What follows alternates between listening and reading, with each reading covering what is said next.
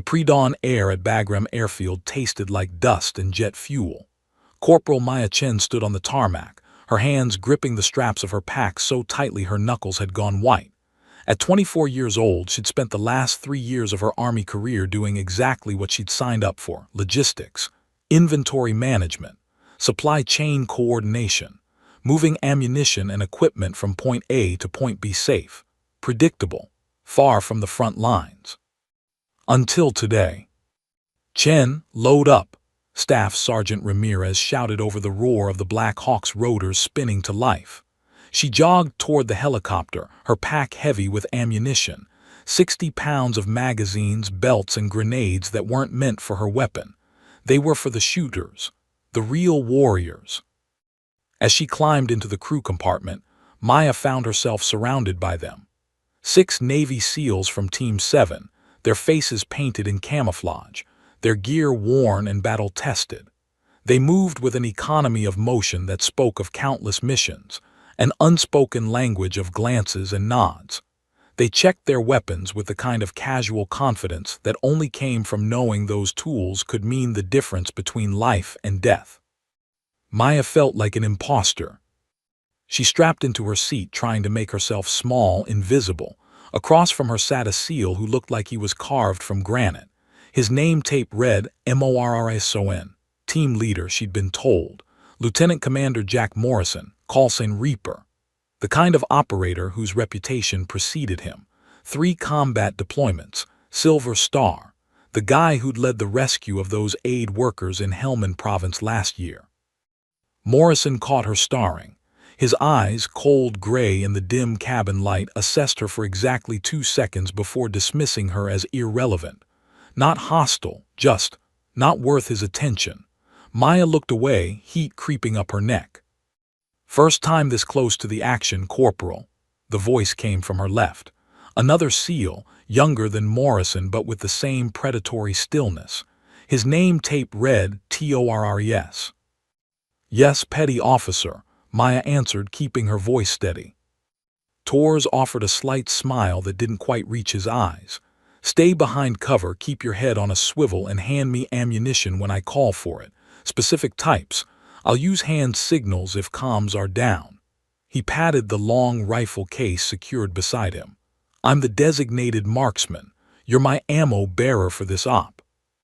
"Understood," Maya said, though her heart hammered against her ribs.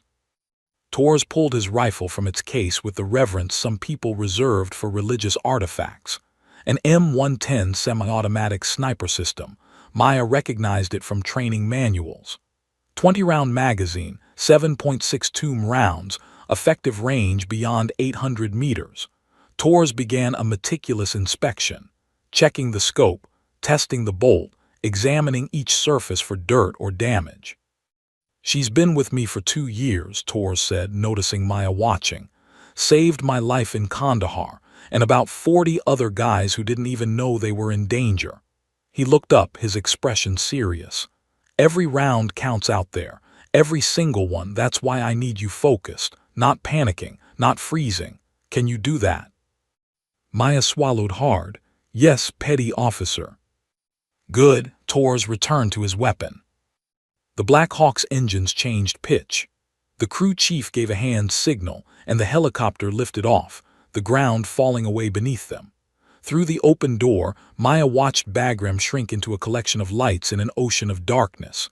They banked east, toward the mountains, toward the Kunar province, toward a valley where, according to intelligence, a high-value Taliban commander named Khalid Samed was hiding in a fortified compound.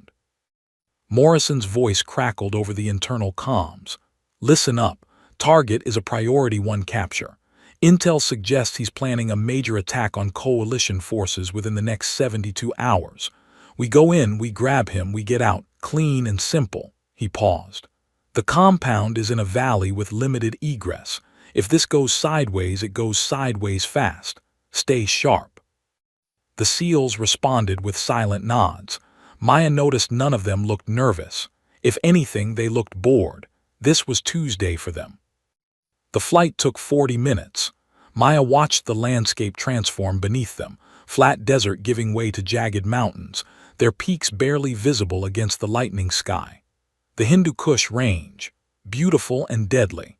The helicopter descended into a valley, following the contours of the terrain, flying low to avoid detection. Through the door, Maya spotted the compound. A cluster of mud brick buildings surrounded by a perimeter wall, sitting on the valley floor like a fortress. The intelligence photos hadn't captured how isolated it was, ringed by mountains on three sides, a single road snaking in from the south. 2 minutes, the pilot called back. The SEALs went through final checks with practice synchronization, magazines seated, night vision adjusted, comms tested. Torres caught Maya's eye one more time. Remember, behind cover, stay low, hand me ammo when I call, specific types. Don't try to be a hero, just do your job. I will, Maya promised. The helicopter flared, touching down on a ridgeline overlooking the compound from the north. The SEALs poured out like water, each man moving to his designated position. Maya followed Torres, her legs shaky on the uneven ground. He led her to a cluster of boulders about 200 yards from where the helicopter had dropped them. Here, Torres said, pointing to a depression behind the largest rock. This is your position. Don't leave it unless I tell you to. Understand? Yes, petty officer. Torres moved 15 feet ahead, settling into a prone position with his rifle. Below them, Maya could see the assault team, 4 SEALs moving like ghosts through the pre-dawn darkness toward the compound. The sun was just beginning to color the eastern sky orange and pink. It would have been beautiful if Maya's heart wasn't trying to beat its way out of her chest. She arranged the ammunition according to Tor's specifications, magazines on the left, belts on the right, grenades secured but accessible. She was just support, just carrying ammunition. Tor's was the weapon. These SEALs were the warriors. She was just here to help. Chen, Torres whispered without looking back. Breathe, you're going to be fine. Maya realized she'd been holding her breath. She exhaled slowly, trying to calm her racing pulse. Dawn broke fully over the mountains, golden light spilling into the valley. The compound sat silent below them, peaceful even. Maya checked her watch, 5:47 hours. The mission had officially begun, and for the first time in her military career, Corporal Maya Chen was close enough to combat to smell it, cordite and fear, and something electric in the air that she couldn't quite name.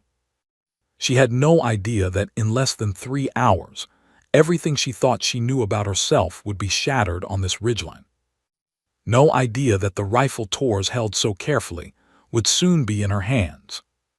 No idea that today, she would stop being just someone who carried ammunition and become something else entirely.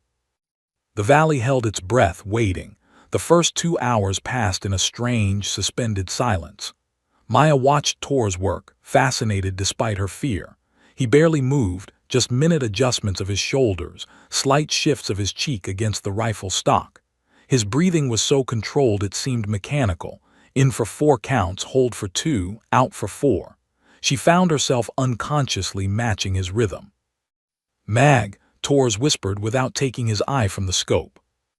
Maya's hands moved before her brain fully processed the command. She pulled a fresh 20-round magazine from her pack and placed it in his extended left hand. He swapped magazines in less than 2 seconds, the empty going into a dump pouch on his vest. Smooth, practiced, no wasted motion. Through her binoculars, Maya could see the assault team positioned around the compound. They'd moved into place without triggering any alarms. 4 shadowy figures against mud brick walls, barely distinguishable from the landscape itself. The sun had fully risen now, painting the valley in harsh morning light that made every rock and crevice stand out in sharp relief. Target building is the one with the blue door, Torres murmured, more to himself than to her. 2nd floor, northeast corner. Intel says that's where Samed sleeps. He adjusted his scope fractionally. Guard on the roof. Southeast corner, looks sleepy. Maya found the guard in her binoculars. A man in traditional Afghan dress, an AK-47 slung across his back, leaning against a wall. He did look sleepy, or bored, just a guy doing a job he probably hated, not knowing that in the rocks above him, a Navy SEAL had him centered in a rifle scope. "How many people are you watching right now?" Maya asked quietly. "7," Tors replied without hesitation. "Roof guard, 2 guys in the courtyard who think they're hidden behind that truck, another one in the second-story window of the western building, probably their designated lookout, but he's looking the wrong direction. 3 more moving around inside the main building. I can see them through the windows." Maya looked again. She could barely make out the 2 by the truck, and she couldn't see any of the others Tors had mentioned. "How do you?" "Practice," Tors said, "and good glass." He tapped his scope. "This Leopold Mark IV cost more than your car. It better let me see through walls." A ghost of a smile crossed his face. "Belt feed." Maya handed him a linked ammunition belt. He didn't need it yet. His magazine still had rounds, but she understood. He was prepping for contingencies, always thinking 3 moves ahead. "You're good at this," Tors said suddenly. "The supply thing you anticipate." The compliment caught Maya off guard. "Thank you, petty officer." "Tors is fine. We're in the dirt together." He shifted slightly, tracking something Maya couldn't see. "You always wanted to be in logistics." It seemed like a strange time for conversation, but Maya sensed he was trying to keep her calm, engaged. "My dad was a supply sergeant, Army." He made it sound important, not glamorous, but important, making sure the right equipment gets to the right people at the right time. She paused, "Saving lives from the rear." "Nothing wrong with that." Tors' voice was matter of fact. "This whole machine stops without people like you, and your dad was right, it is important." He was quiet for a moment. "But you never wanted to carry the rifle yourself." Maya considered the question. "I don't think I have that in me. What you do, taking a life from 800 meters away." She hesitated. How do you deal with it?" Tors was silent for so long Maya thought he wouldn't answer. Then, "I tell myself that the person in my scope is trying to kill people I'm responsible for protecting. My teammates, civilians. If I don't take the shot, someone innocent probably dies." He exhaled slowly. "It's not easy. Anyone who says it is lying or broken. But it's necessary, and I'd rather carry that weight than let someone else carry the weight of losing people they could have saved." Before Maya could respond, Morrison's voice crackled in their earpieces. "Eyes on target. Sam had just entered the Blue Door building with 2 escorts. We're moving in 3 mics." Tors' entire demeanor shifted. The contemplative soldier vanished, replaced by pure focused intensity. "Copy. Overwatch ready." Maya felt her heart rate spike again. 3 minutes. This was really happening. She watched the assault team begin their approach, flowing like water through shadows, using every bit of cover. They moved in pairs, one covering while the other advanced. It was like watching a deadly ballet. "First guard going down," Tors whispered. His rifle coughed, a suppressed shot that sounded like a heavy book dropping. Through her binoculars, Maya saw the roof guard crumple silently. Clean. The assault team breached the Blue Door. Maya heard nothing, no explosions, no gunfire. They'd gone in quiet, professional, exactly as planned. "This is going too smooth," Tors muttered. "Isn't that good?" Maya asked. "In my experience, when everything goes perfect, that's when the universe decides to." He stopped mid-sentence. "Wait." Maya saw it too. Movement on the ridgeline opposite them. Then more movement. A lot of movement. Men with weapons emerging from positions that should have been empty. They'd been there all along, hidden, waiting. "Reaper we've got," Tors started. The radio exploded with Morrison's voice. "It's a trap. All units, we are compromised. Multiple hostiles converging." Automatic gunfire erupted from every direction. The valley that had been so peaceful seconds ago transformed into a kill zone. Red tracers arced through the morning air. RPGs launched from hidden positions. their smoke trails drawing white lines against the blue sky. The assault team was pinned in the compound courtyard. Maya could see muzzle flashes everywhere, the rooftops, the windows, the walls, dozens of fighters, maybe more. "They were waiting for us," Torres said, his voice ice cold. He started engaging targets, his rifle barking in rapid succession. "Chen, get ready. This is going to get ugly fast." Maya's hands shook as she prepared fresh magazines. All her calm from the past 2 hours evaporated. This wasn't training. This wasn't controlled. This was chaos, and they were in the middle of it. Torres fired again and again, each shot deliberate and precise. Across the valley, fighters fell. But for every one he dropped, 2 more appeared. They'd walked into an ambush that must have involved 50 or 60 Taliban fighters, maybe more. "Reaper, I count at least 40 hostiles," Torres reported, his voice steady despite the hell erupting around them. "You need to extract now." "Working on it." Morrison's response was punctuated by the distinctive crack of close-quarters gunfire. "Keep them off us." Torres increased his rate of fire. Empty magazines piled up beside him. Maya fed him ammunition as fast as she could, magazines, belts, whatever he needed. Her fear became mechanical action. Grab, hand off. Grab, hand off. Don't think, just move. Then she heard it, a sound that made her blood turn to ice. A high-pitched whistle getting louder, closer. Torres heard it too, his head snapped up, eyes going wide.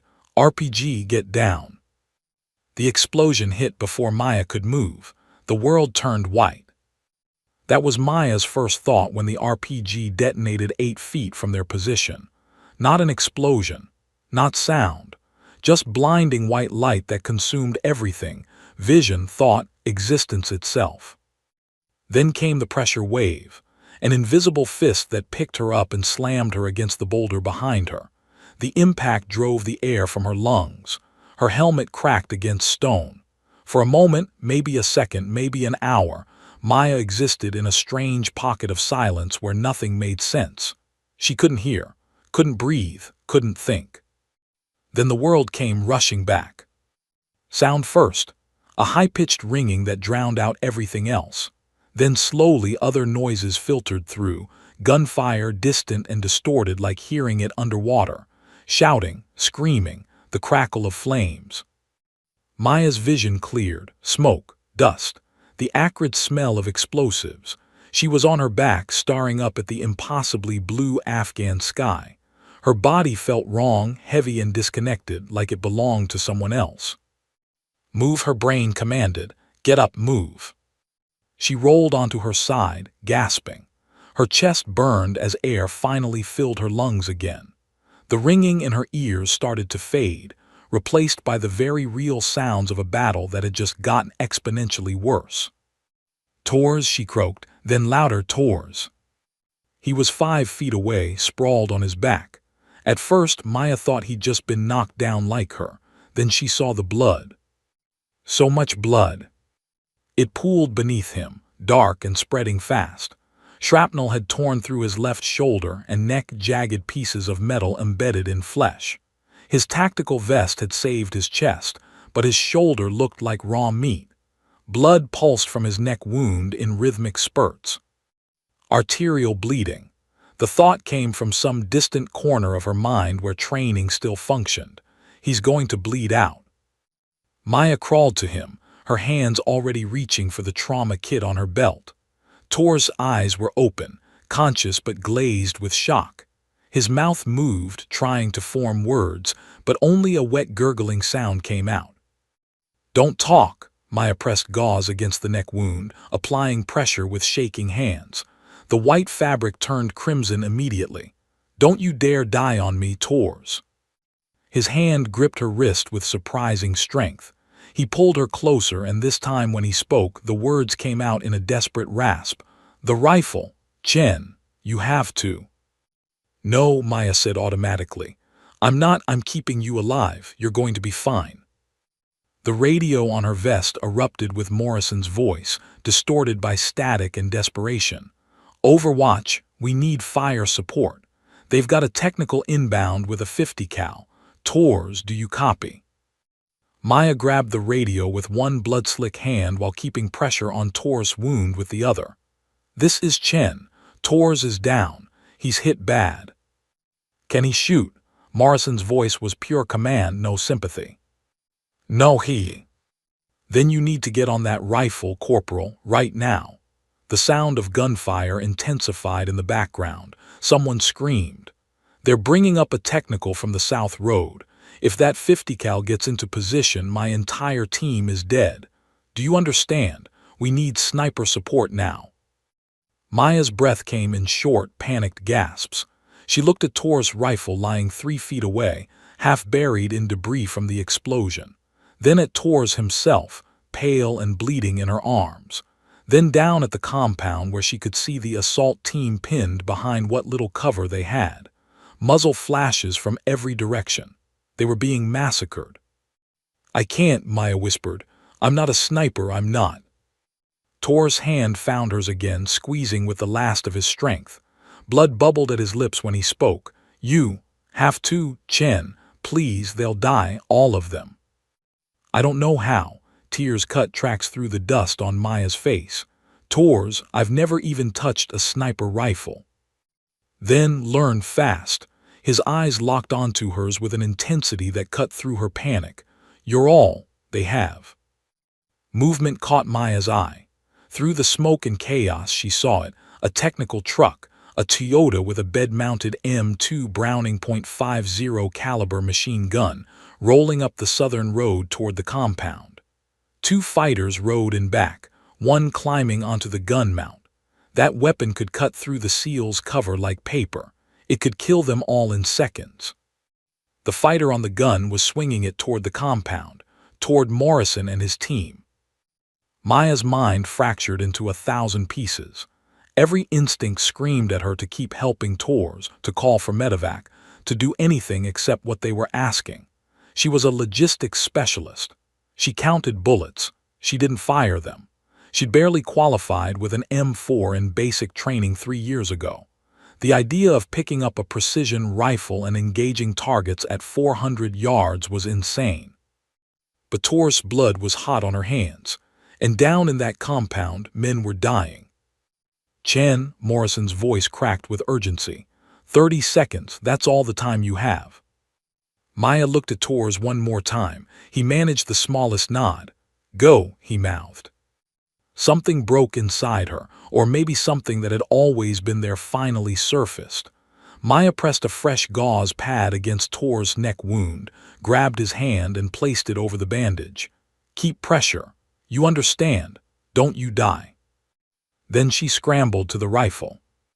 It was heavier than she'd imagined. The M110 SAS felt like it weighed 100 pounds as she dragged it to the firing position. Her hands, slippery with Tor's blood, struggled to grip properly.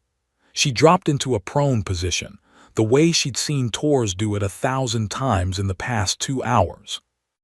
The scope pressed against her eye. Through it, the world magnified into sharp, terrifying detail. She found the technical 400 yards down the slope. The gunner was mounted now, his hands on the butterfly trigger, swinging the barrel toward the compound where Morrison's team was trapped. Maya's heart hammered so hard she thought it might explode. The crosshairs danced wildly, she couldn't keep them steady. Her breathing was all wrong. Her hands wouldn't stop shaking. The rifle felt alien, uncontrollable. Chen, Morrison screamed in her ear, now. The gunner had the angle. His finger moved to the trigger. Maya put the crosshairs somewhere near his center mass and pulled the trigger. The rifle kicked against her shoulder, harder than she expected. Through the scope, she saw the bullet impact, 2 feet low and a foot to the right, sparking off the technical's bed. Complete miss. The gunner's head snapped toward her position. He'd seen her muzzle flash, seen exactly where she was. Now his 50 cal was turning, tracking toward her, toward Tors bleeding out behind her. Maya chambered another round, her hands trembling so violently she could barely work the bolt. I can't do this, she whispered to no one, to God, to herself. I can't do this. Behind her, Tor's voice, barely audible over the gunfire. Yes, you can. The technical's gun elevated, pointing right at her. Maya had seconds to prove him right. Or die trying, time fractured into crystalline moments. Maya saw the technical's .50 caliber machine gun tracking toward her position, saw the gunner's hands adjusting the weapon, saw the distinctive muzzle of that weapon, a weapon that could punch through engine blocks, that could cut a human being in half. Her finger was on the trigger. The crosshairs bounced across the scope's view like a drunk butterfly. She couldn't steady them, couldn't breathe, couldn't think past the animal terror flooding her system. She was going to die. Torres was going to die. Morrison and his team were going to die, all because she couldn't make one shot. Chen, Morrison's voice in her ear wasn't angry anymore. It was desperate. Please. The word please from a man like Morrison, a man who probably hadn't begged for anything in his life, cut through Maya's panic like a blade. She forced her eyes closed, blocked out the scope, the technical, the entire valley. For one heartbeat, she went somewhere else, back to basic training, back to the firing range where a grizzled drill sergeant named Kowalski had stood behind her while she struggled with her M4 qualification. "You're trying too hard, Chen," he'd said. "Stop fighting the weapon, stop fighting yourself. Fear is just noise. You can choose not to listen." Choose not to listen. Maya's eyes snapped open. The scope came back into view. The technical hadn't moved. The gunner was still adjusting, maybe 3 seconds from firing. 3 seconds that felt like 3 lifetimes. This time Maya didn't try to force the crosshairs to steady. She let them drift, watched their pattern, breathing. It was all about breathing. Torres had shown her. 4 counts in, hold for 2, 4 counts out. In 2, 3, 4. Hold 2. Out 2, 3, 4. The crosshair's wild dance became a rhythm, a pattern she could predict.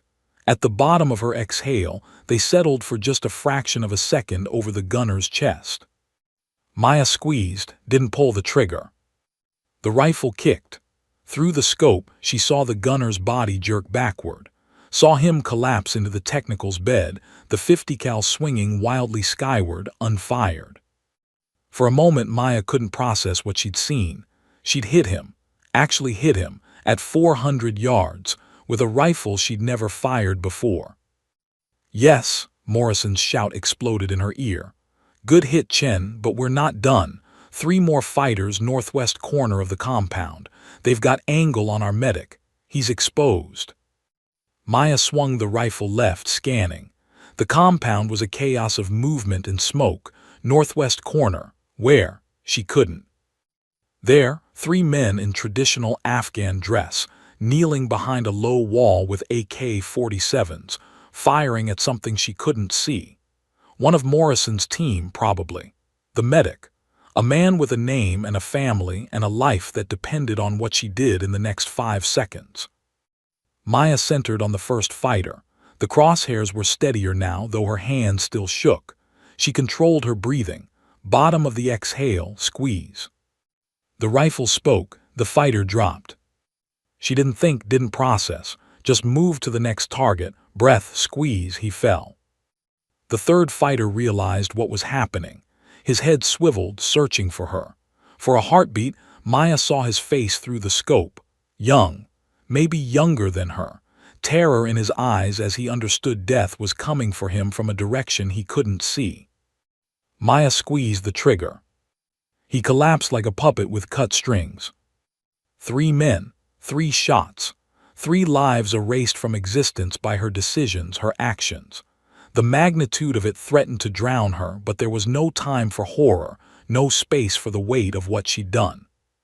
"Chen, you're a goddamn hero." Morrison's voice was fierce with relief. "Keep scanning. They're regrouping, but you've got them scared." Maya worked the bolt, chambering a fresh round. Her hands were steadier now. Not calm, she was far from calm, but functional. The rifle felt less alien. Its weight, its kick, the way the scope framed the world. She was learning it in real time under fire with lives hanging on every decision. She scanned the compound, found two more fighters trying to flank Morrison's position from the east, engaged, both down, found an RPG team setting up on a rooftop, took out the gunner before he could fire. His partner fled. Minutes passed, or maybe hours. Time had no meaning in the scope's narrow view. There was only the next target, the next threat, the next trigger pull. Maya moved through it like a machine, some part of her brain taking over that knew exactly what needed to happen. She wasn't Maya Chen anymore. She wasn't a logistics specialist from San Diego who joined the army to pay for college. She was something else. Something that existed only in this moment, behind this rifle, making split-second decisions about who lived and who died. "We're moving," Morrison's voice cut through. "Covering fire, Chen, we're extracting with the target." Maya found the assault team through her scope. 4 SEALs moving as one, a 5th man, presumably Samad, zip-tied and being dragged between them. They moved from cover to cover, trading fire with the remaining Taliban fighters. Every time an enemy tried to get an angle on them, Maya was there first, watching, waiting, removing the threat. A fighter appeared in a second-story window, RPG on his shoulder. Maya fired. The man fell back into the darkness. Another fighter sprinted across the courtyard, trying to cut off the SEAL's escape route. Maya led him by 2 feet, accounting for movement, fired. He went down. The radio crackled with the sound of a helicopter inbound. The extraction bird. Hope surged in Maya's chest. 60 seconds to pick up, the pilot's voice announced. But 60 seconds was an eternity in combat. The Taliban knew the SEALs were escaping. They emerged from every hiding place, throwing everything they had at Morrison's team. It was a wall of fire, a desperate attempt to prevent their commander from being taken. Maya fired until her barrel was hot enough to distort the air. Magazines emptied and were replaced without thought. She'd become an extension of the weapon, or maybe the weapon had become an extension of her. The distinction no longer mattered. Behind her, Tors made a sound, half groan, half gasp. Maya wanted to turn, wanted to check on him, but she couldn't. Not yet. Not while Morrison's team was still in danger. 30 seconds, the pilot called. A technical, a second one she hadn't seen, roared around the corner of the compound. The gunner was already on the 50 cal, and this one had the angle. Morrison's team was crossing open ground, completely exposed. Maya swung the rifle, found the gunner. He was turning the weapon, finger on the trigger. She had 1 shot, maybe half a second. This time there was no fear. No hesitation, just absolute clarity. Maya fired. The gunner slumped over his weapon. "We're up," Morrison shouted. The Black Hawk's roar filled the valley. Through her scope, Maya watched the SEALs pile into the helicopter, 4, 5, 6 bodies and Samad. The helicopter lifted off, banking hard to avoid ground fire. They were out, they were safe. Maya had done it. She'd kept them alive. The rifle slipped from her numb fingers. The adrenaline that had been holding her together evaporated all at once, leaving nothing but the crushing weight of what had just happened. She'd killed, how many? 6, 8, she'd lost count, had stopped counting. Maya turned to Tors. He was pale as snow, but his eyes were open. A weak smile crossed his blood-crusted lips. "Told you," he whispered, "you could shoot." Then his eyes rolled back and he went limp. "No, no, no, no," Maya grabbed Tors, shaking him. His head lolled to the side, lifeless. The gauze on his neck was completely soaked through, dark and heavy with blood. "Tors, David, stay with me." Her fingers found his throat, searching for a pulse. For 5 eternal seconds she felt nothing. Then there, weak, thready, but there. He was alive, barely. Maya's training kicked in with sudden, brutal clarity. She ripped open her trauma kit, hands moving with purpose now. Fresh gauze, pressure. She packed the neck wound, pressing hard enough to make Tor's unconscious body twitch. The bleeding slowed, not stopped. She couldn't stop arterial bleeding in the field, but slowed enough to buy him time. "Chen, what's your status?" Morrison's voice in her ear, calmer now but edged with concern. "Tor's is critical," Maya said, surprised by how steady her own voice sounded. "Arterial bleed, neck and shoulder. He's unconscious. He needs medevac now." "Roger that. Bird inbound to your position, ETA 3 minutes. Can you stabilize him?" "I'm trying." Maya worked as she spoke, applying a tourniquet to Tor's shoulder, knowing it wouldn't help the neck wound but might save the arm. She elevated his legs, fighting shock, checked his airway, did everything she could with the supplies she had. 3 minutes. He could die in 3 minutes. "Stay with me, Tors," Maya whispered, keeping pressure on his neck. "You don't get to die, not after making me do this. Not after turning me into," her voice broke. "Just stay with me." Around them, the battle had shifted. The Taliban fighters were pulling back, regrouping, or maybe just trying to survive. The ridge where Maya and Tors lay was suddenly, strangely quiet except for the distant crack of sporadic gunfire from the valley below. Maya became aware of things she'd completely blocked out during the shooting. The way her shoulder throbbed from the rifle's recoil, the ringing in her ears that wouldn't stop, the tremor in her hands that had nothing to do with fear and everything to do with exhaustion and shock. And the bodies. Through the scope they'd been targets, threats, problems to be solved. Now looking down at the compound with her naked eyes, Maya could see what she'd done. Still forms scattered across the courtyard, slumped in windows, draped over walls. Human beings who would never go home, never see their families again because of her. The sound of rotor blades cut through her spiraling thoughts. A black hawk crested the ridge, flying fast and low. It flared hard, touching down 30 feet from their position. The crew chief jumped out with a stretcher, a Navy corpsman right behind him. "Move, Corporal," the corpsman shouted, dropping beside Tors. His hands replaced Maya's on the neck wound. "How long's he been out?"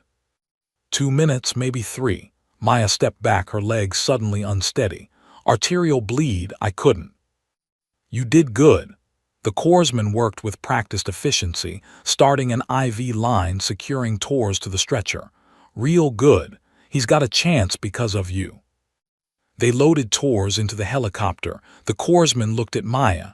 "You coming?" Maya glanced down at the valley, the compound, the battlefield where she'd just killed more people in 20 minutes than she'd ever imagined killing in her entire life, where Tors' rifle lay in the dirt, still warm. "Yeah," she said quietly, "I'm coming." The flight back to Bagram took 30 minutes that felt like 30 seconds. Maya sat next to Tor's stretcher, watching the corpsman work to keep him alive.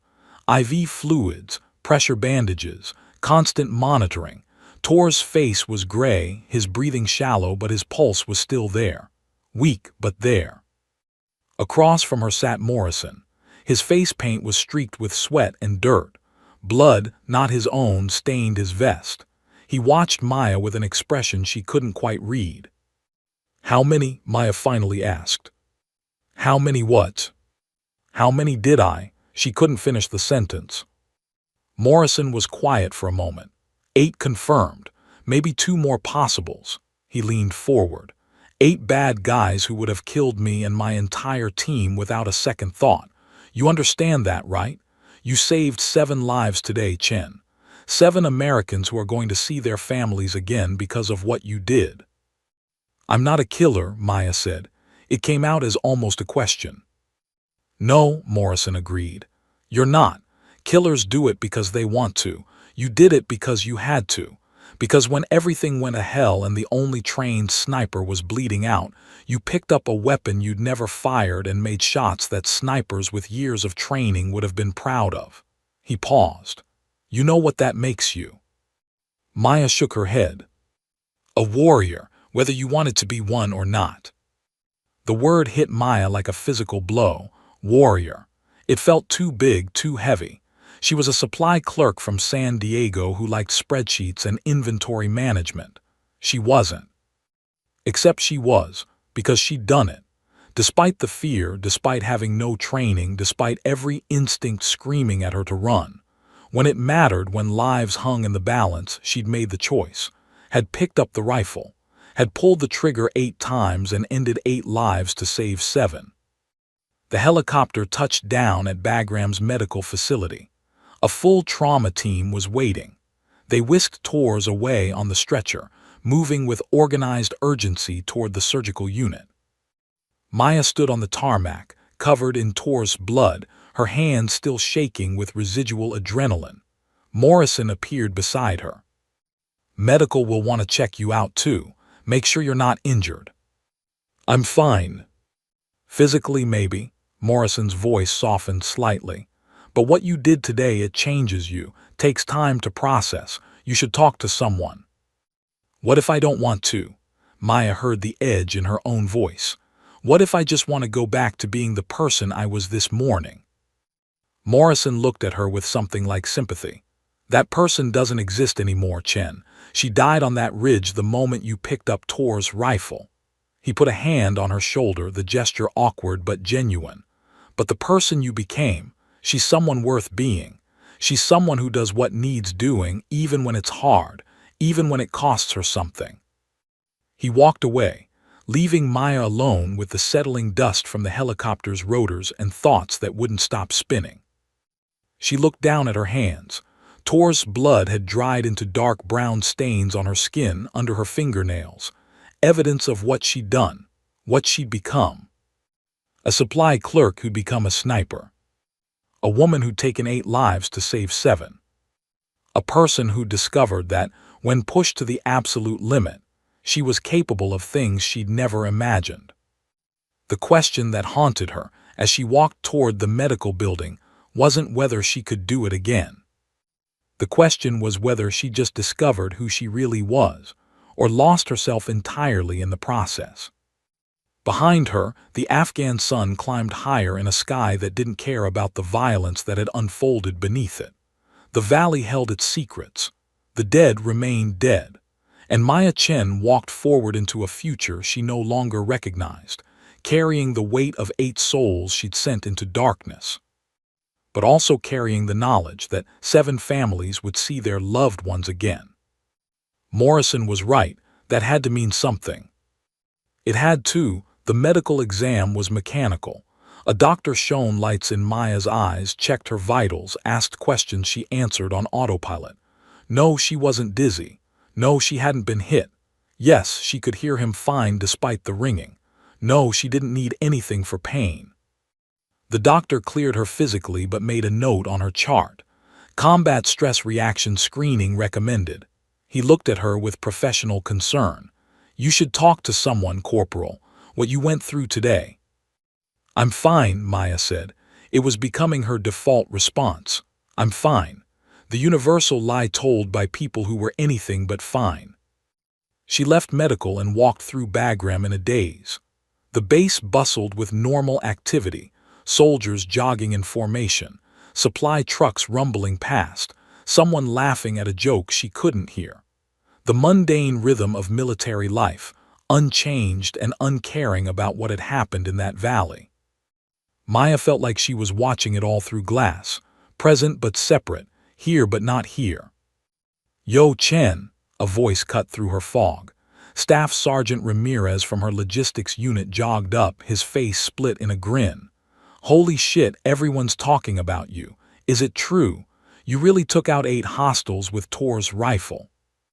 Word traveled fast on a base, too fast. Yeah, I guess." "You guess?" Ramirez laughed, clapping her on the shoulder. The contact made Maya flinch. "Morrison's telling everyone you saved his entire team. Says you made shots that would make a trained sniper jealous. Chen, that's incredible. You're a goddamn hero." Hero? The word felt wrong. Heroes were supposed to feel triumphant, weren't they? Proud. Maya felt hollow, scooped out, like something essential had been removed from inside her and the empty space filled with static. "I need to go," she said. Ramirez's smile faltered. "You okay?" "I'm fine," Maya lied again, and walked away before he could ask more questions. She found herself at the wreck building, drawn there without conscious decision. The space was empty in the mid-afternoon heat.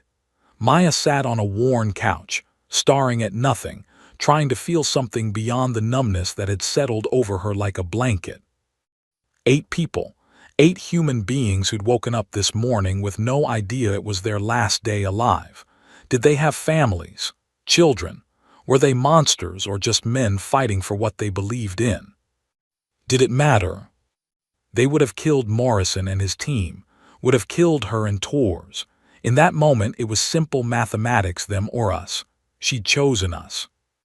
So why did she feel like she'd lost something irretrievable? Chen. Maya looked up. A chaplain stood in the doorway, his collar bright white against desert camouflage. He was maybe 50, with kind eyes that had seen too much. Mind if I sit? She shrugged. He took it as permission and settled into a chair across from her. I'm Chaplain Brooks, heard about what happened today, wanted to check on you. Did the doctor send you?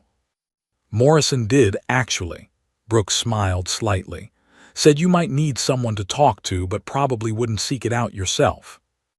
Maya was silent. What was there to say? That she'd killed 8 people and felt both guilty for taking their lives and proud that she'd saved her team. That she was terrified of how easily she'd made those shots once the fear subsided. That some part of her had felt powerful behind that rifle, and that scared her most of all. You don't have to talk, Brooks said gently. But I'll tell you what I've told every soldier who sat where you're sitting. Taking a life, even in combat, even when necessary, it changes you, leaves a mark, and pretending it doesn't will eat you alive from the inside out. What if I don't know how I feel? Maya's voice was barely a whisper. What if I'm just empty? That's shock, natural response to trauma. The feelings will come later, and when they do, they'll hit hard. Brooks leaned forward. When that happens, don't face it alone. Talk to someone, a counselor, a chaplain, a friend, anyone, because carrying that weight by yourself, it's too much for any person. Maya nodded, not trusting herself to speak. Brooks stood to leave, then paused. One more thing. What you did today, saving those men, that matters. Hold on to that when the dark thoughts come. You're not a killer, Corporal Chen. You're a protector. There's a difference. After he left, Maya sat alone with those words, protector. It sounded better than killer, noble even, but the 8 bodies in that valley were just as dead either way. She didn't know how long she sat there. Time felt meaningless. Eventually, her radio crackled. A message from the hospital. Tors was out of surgery and asking for her. Maya walked to the medical facility as the sun began its descent toward the mountains. The surgical ward was quiet, sterile, smelling of antiseptic. A nurse directed her to Tors' room. He looked impossibly small in the hospital bed, hooked up to IV lines and monitors. His left shoulder was heavily bandaged, his neck wrapped in gauze, but his eyes were open and clear when Maya entered. Chen, his voice was hoarse but steady, you came. Of course I came. Maya pulled a chair beside his bed. How are you feeling? Like I got hit by an RPG. He managed a weak smile. But alive, because of you, twice over, you kept me from bleeding out and you kept the Taliban from overrunning our position. His eyes locked onto hers with intensity that belied his injuries. Thank you. You don't need to thank me. Yes, I do. You saved 7 lives today, Chen. Mine, Morrison's, the entire team. He paused, studying her face. But you're not okay, are you? Maya looked away. I killed 8 people today. I didn't want to, didn't plan to, but I did it, and part of me, her voice caught. Part of me didn't even hesitate after the first couple shots. It became mechanical, easy almost. What does that make me? Tors was quiet for a long moment. When he spoke, his voice was gentle but firm. It makes you someone who can function under pressure, someone who does what needs doing even when it costs them something. Chen, listen to me. What you felt up there, that calmness, that focus, that's not you being a monster. That's you being a warrior. Your mind went where it needed to go to keep people alive. But what if I'm not a warrior? What if I'm just a supply clerk who got lucky? Luck doesn't make 8 consecutive hits at 400 yards with a rifle you'd never fired before. Tors reached out, his hand finding hers. You didn't just pull triggers today.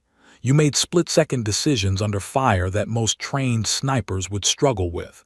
You prioritized targets, adapted to changing situations, kept your head while everyone else was losing theirs. He squeezed her hand weakly. That's not training, Chen. That's not luck. That's who you are when everything else gets stripped away. And I know it doesn't feel like a gift right now. I know you're hurting. But the world needs people like you, people who can stand in the gap when it matters most. Maya felt tears finally breaking through the numbness. I don't know if I can do this again, if I can be that person again. You don't have to decide now, Tors said. Take time, process, heal, but know this: you have a gift, and gifts like yours, they can save lives. A nurse appeared in the doorway. Visiting hours are ending, Corporal. Maya stood, but Tors held onto her hand for one more moment. Morrison's going to offer you something, an opportunity. Don't say no without really thinking about it. Promise me. I promise. Walking back to her barracks under the darkening Afghan sky, Maya felt the first cracks forming in the numbness. Emotions waded beneath like water behind a dam: grief, pride, horror, satisfaction, guilt, purpose. All of it churning together, threatening to drown her. Tomorrow, she knew, those waters would break through. Tomorrow, she'd have to face what she'd done and who she'd become. But tonight, she let herself hold onto one truth. 7 families would see their loved ones again. 7 mothers would get to hug their sons. 7 wives would welcome their husbands home. 7 sets of children wouldn't grow up without fathers. Because when Maya Chen was pushed beyond every limit she thought she had, she'd found something inside herself that she never knew existed. Morrison had called her a warrior. Tors had called her a protector. Brooks had called her someone who'd been changed forever. They were all right, and none of them had the complete picture. Maya Chen wasn't sure who she was anymore. But she was beginning to suspect that finding out would define the rest of her life. The nightmare started on the 3rd night. Maya would be back on that ridge behind the rifle, watching through the scope. But this time, when she pulled the trigger, the faces in the crosshairs weren't enemy fighters. They were her father, her sister, Tors, people she loved, falling one by one, and she couldn't stop pulling the trigger. She'd wake up gasping, her sheets soaked with sweat, Tors' blood still vivid on her hands, even though she'd scrubbed them raw days ago. The base counselor said it was normal, PTSD symptoms, combat stress. She gave Maya techniques, breathing exercises, grounding methods, journaling. They helped marginally, but nothing could erase the faces, the 8 souls she'd sent into darkness. On the 5th day, Morrison found her in the logistics warehouse where she'd been reassigned to light duty. She was counting ammunition. The irony wasn't lost on her when he appeared in the doorway. Got a minute, Chen? They walked to a quiet corner of the base, near the perimeter wall where the Hindu Kush mountains loomed in the distance. The same mountains where everything had changed. How are you holding up? Morrison asked. I'm fine, Maya said automatically, then caught herself. Actually, no, I'm not fine. I'm having nightmares. I can't stop seeing their faces, and part of me feels guilty for being good at something that involves killing people. Morrison nodded like he'd expected this. I felt the same way after my first combat action. Killed 3 Taliban fighters in a firefight in Helmand. I was 23, fresh SEAL, thought I had it all figured out. He stared at the mountains. Threw up afterward, couldn't eat for 2 days. Thought it meant I wasn't cut out for this life. What changed? My team leader told me something I've never forgotten. He said, the day killing becomes easy is the day you need to quit.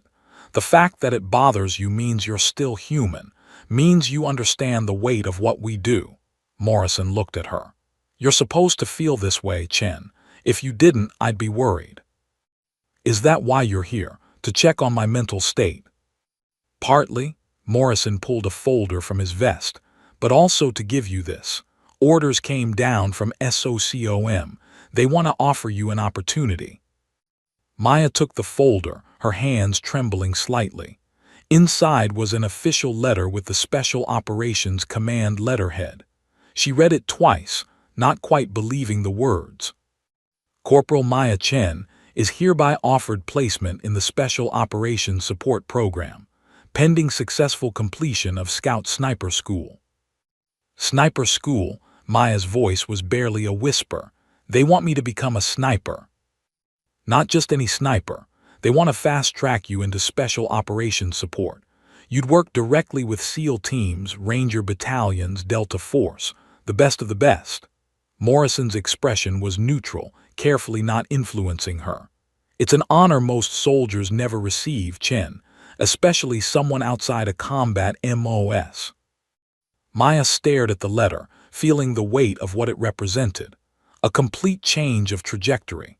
A different life than the one she'd imagined when she joined the army to pay for college. I need to think about this. Take your time. You've got 72 hours to decide. Morrison turned to leave, then paused.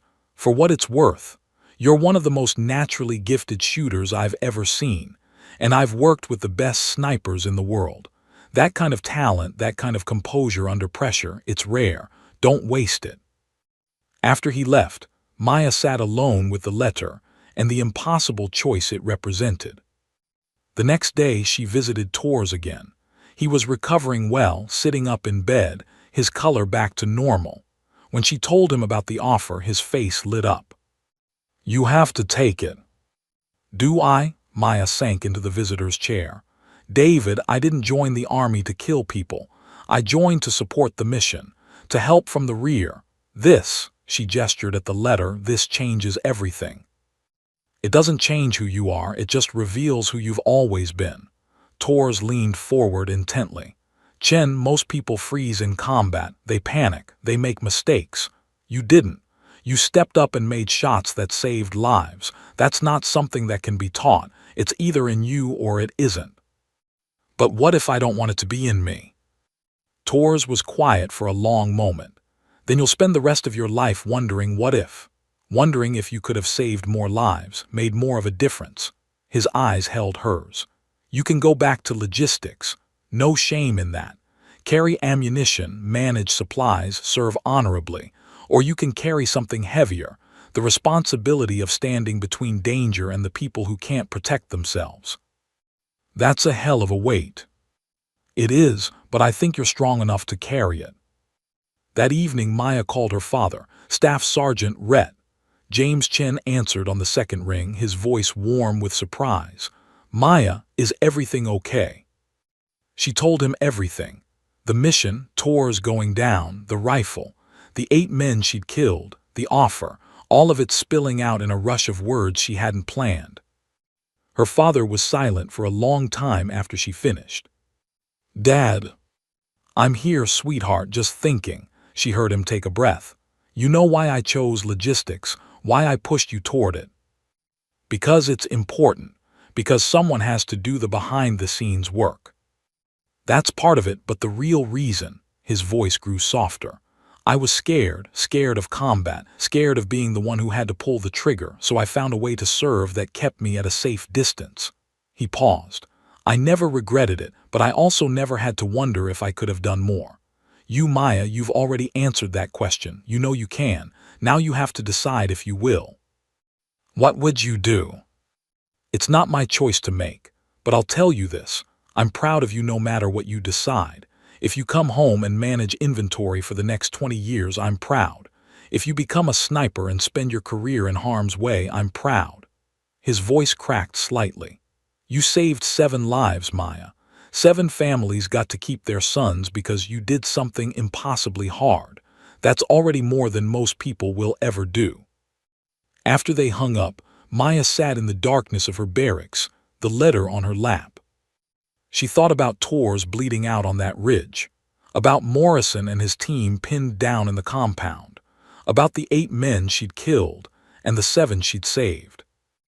She thought about the rifle in her hands and how, after the initial terror, it had felt almost natural, like an extension of her will, like it belonged there. She thought about spending the rest of her career counting bullets instead of firing them. Safe, predictable, always wondering if she could have made more of a difference. And she thought about standing in that gap again, being the person between danger and those who needed protection, carrying the weight that Torres had described, heavy, yes, but meaningful. Maya Chen had spent 24 years believing she knew who she was. Then one day on an Afghan ridge had shattered that certainty. The woman she'd been that morning, the logistics specialist who just wanted to serve safely from the rear, no longer existed. The question wasn't whether she could become a sniper. The question was whether she had the courage to embrace what she'd already become. Maya looked at the letter one more time, then reached for a pen. Her hand hovered over the acceptance line for just a moment. Then, with surprising steadiness, she signed her name. Corporal Maya Chen, future scout sniper, protector of those who couldn't protect themselves. Warrior. The choice was made. Now came the hard part, proving she deserved it. 6 months later, Maya stood in the desert heat at Marine Corps Base Quantico, her legs burning from holding a prone position for the past 3 hours. The instructor paced behind her, his boots crunching on gravel inches from her head. "You're drifting left, Chen. Compensate." Maya adjusted, her muscles screaming in protest. This was day 43 of Scout Sniper School, and every day had been harder than the last. Of the 45 candidates who'd started, only 28 remained. 17 had quit or been dropped, unable to handle the physical demands, the mental pressure, or the absolute precision required. Maya had almost been number 18. It happened on week 4 during a stalking exercise. She'd spent 6 hours crawling 400 meters through underbrush, moving so slowly that observers with binoculars couldn't detect her movement. When she finally reached her firing position, the instructor declared she'd been spotted twice. Failed exercise. Maya had lain there in the dirt, exhausted and frustrated, ready to quit. This was impossible. She wasn't a trained infantry soldier. She was a logistics specialist who'd gotten lucky once. What was she trying to prove? Then she'd remembered Torres, pale and bleeding on that ridge, trusting her with his rifle. Remembered Morrison's voice screaming for help. Remembered the 7 men who'd gone home to their families because she'd made an impossible choice. She'd gotten up, brushed herself off, and told the instructor she was ready to try again. Now, 3 months later, Maya was one of the top performers in her class. Not the strongest. There were men who could outrun her, outcarry her. Not the most experienced. Most of her classmates had combat infantry backgrounds.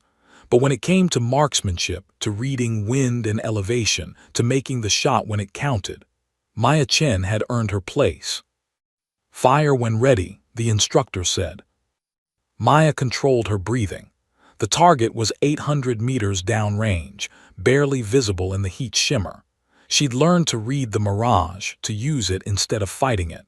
Learned to become one with the rifle, to feel each shot before it happened. She squeezed the trigger. Through the scope, she watched the target marker flip. Center mass hit. "Good shot, Chen," again.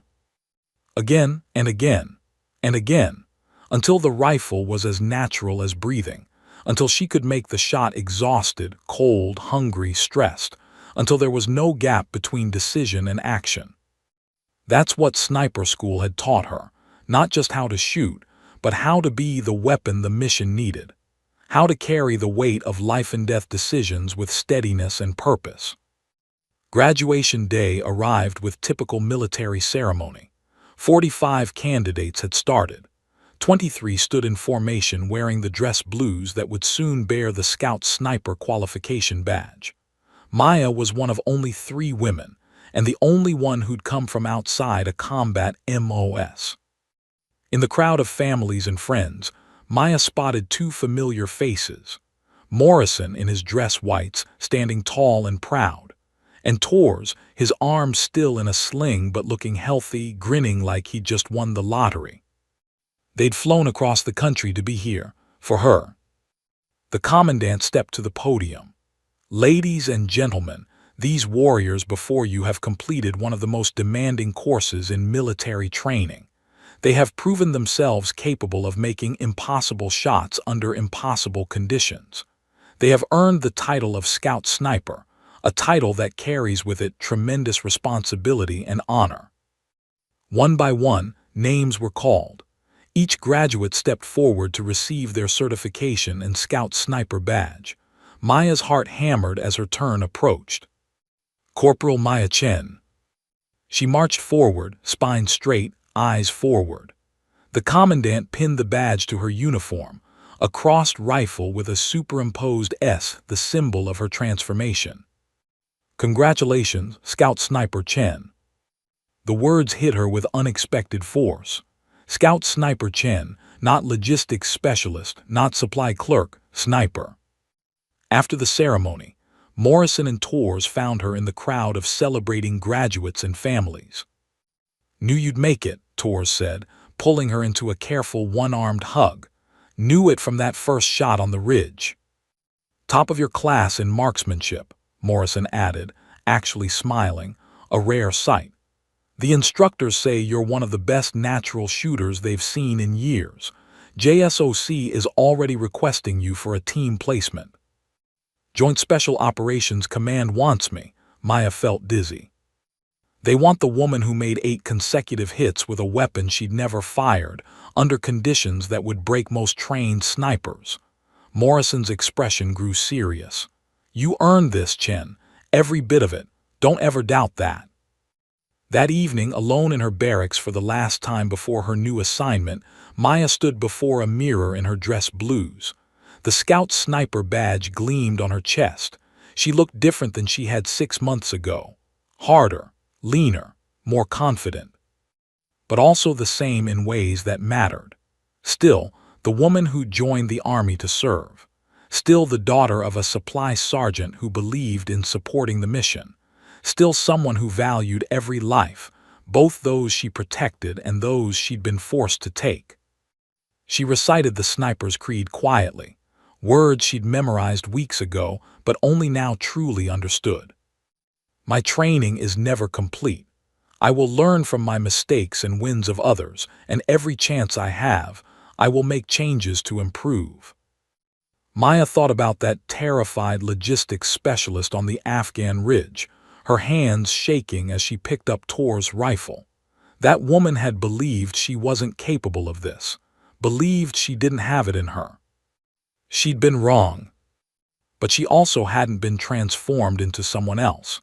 She'd simply discovered what had always been there, the capacity to stand between danger and those who needed protection, the strength to make impossible choices, the will to carry a weight most people would never understand.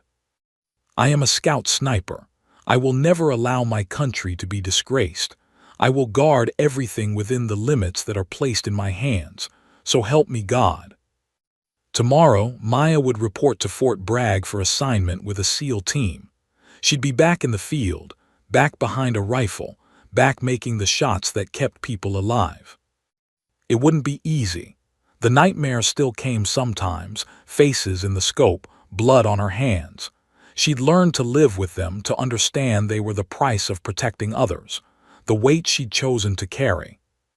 But as Maya looked at herself in the mirror, at the Scout Sniper badge, at the woman she'd become, she felt something she hadn't expected. Peace. She wasn't just someone who carried ammunition anymore. She was the ammunition, the precision instrument that made the difference between mission success and failure, between life and death. Maya Chen had found her calling on an Afghan ridge when a SEAL went down, and she became the sniper. Now she was ready to answer that calling wherever it led. The warrior's path stretched before her, challenging and dangerous and meaningful. And she would walk it with purpose, skill, and the knowledge that every shot she made in anger carried the weight of 7 lives saved. That had to be enough. It was enough. The end.